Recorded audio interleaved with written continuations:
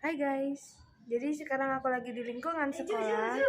Ya, kenapa? Aku ya tahu dah pengertiannya integrasi sosial itu apa. Apa? Integrasi sosial itu merupakan sebuah unsur-unsur yang berbeda terhadap kehidupan sosial, sehingga nantinya akan menyesuaikan pola kehidupan yang nyaman untuk masyarakat. Maksud dari unsur-unsur itu apa? Nah, untuk unsur-unsur tersebut itu dapat berupa ras, etnik, kedudukan sosial, agama, terus adat istiadat atau kebiasaan, juga nilai-nilai kehidupan masyarakat. Oh, jadi gitu. Ya udah deh, makasih ya. Aku mau nyari info-info yang lain lagi. Semangat belajar, guys. Dadah. Hai, jadi sekarang aku pengen tahu tentang syarat-syarat integrasi sosial. Kita cari orang dulu ya buat tanya. Ini ada Maya. Kita tanya Maya ya. Maya, kamu tahu nggak apa syarat-syarat integrasi sosial? Aku tahu beberapa sih. Itu yang pertama, memiliki rasa saling membutuhkan antar sesama masyarakat. Yang kedua, nilai dan norma itu harus dijalankan secara konsisten. Dan yang ketiga itu nilai dan norma harus diraih melalui kesepakatan bersama. Yang keempat itu harus memiliki toleransi, karena toleransi itu kayak penting gitu kan. Ini kan negara beda-beda, banyak perbedaan, jadi harus toleransi. Nah, yang kelima itu sadar sebagai makhluk sosial. Yang keenam itu punya visi dan misi yang sama. Itu doang yang aku tahu. Terima kasih ya. Ya. Dadah. Nah, sekarang aku itu udah tahu apa unsur-unsur integrasi sosial sama syarat-syaratnya.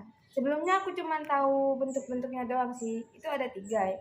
Yang satu itu integrasi normatif. Integrasi normatif ini terjadi karena adanya norma dan nilai yang terjadi di masyarakat. Nah, yang kedua ini integrasi fungsional.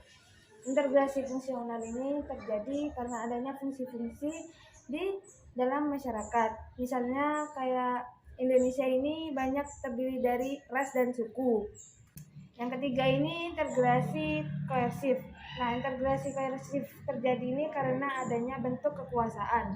Kayak misalnya para pendemo ingin mendemo, tapi dengan adanya polisi menyemburkan gas air mata, pendemo itu berhenti. Tapi aku masih belum tahu sih pendorong sama faktor-faktor dari integrasi sosial itu apa. Aku panggil Indah sama Maya aja deh, siapa tahu mereka tahu. Oke. Nah, teman-teman, sekarang aku lagi sama Maya nih. Mai, aku di sini nih balik lagi nanya ke kamu buat tanyain tentang faktor integrasi sosial itu seperti apa atau apa aja gitu faktornya. Oke. Faktor pendorong integrasi sosial itu ada 5. Jadi aku udah nyatet. Ini aku tadi ngerangkum ya. Yang pertama itu homogenitas kelompok. Homogenitas kelompok itu masyarakat homogen itu akan lebih mudah mencapai integrasi sosial karena mereka itu lebih mudah menciptakan integritas dalam waktu yang cukup singkat.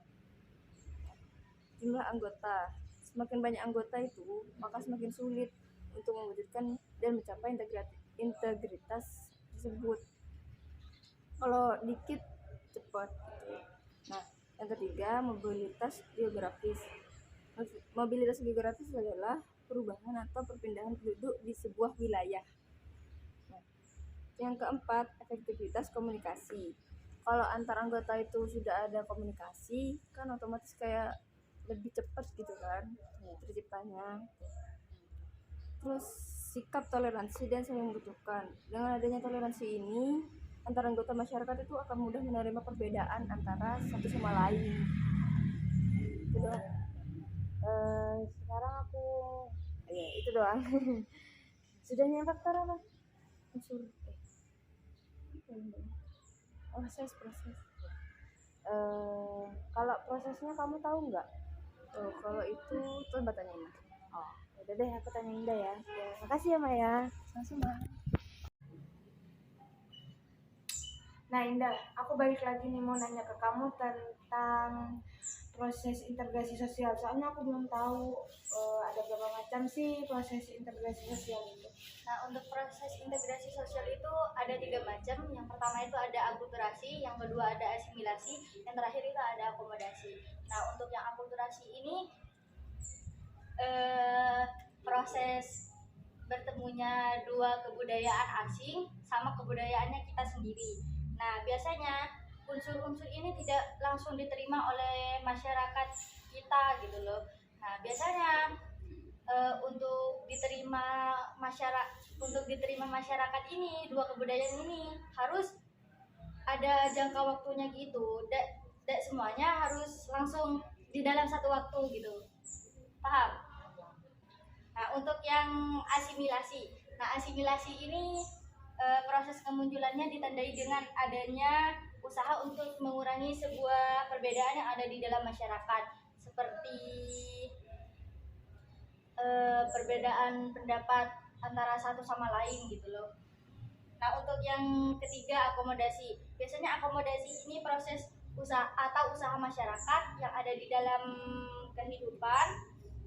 Biasanya ini diwujudkan untuk mewujudkan pertentangan yang ada di dalam masyarakat.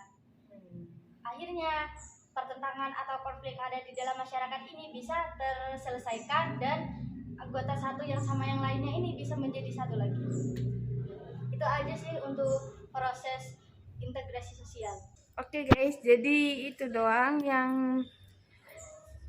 yang bisa aku sampaikan dalam video ini, dan aku juga mengerti. Terima kasih teman-temanku karena karena bisa menjawab pertanyaanku yang ada di otakku. Oke, jadi gitu doang guys. Sampai jumpa di vlog berikutnya. Dadah.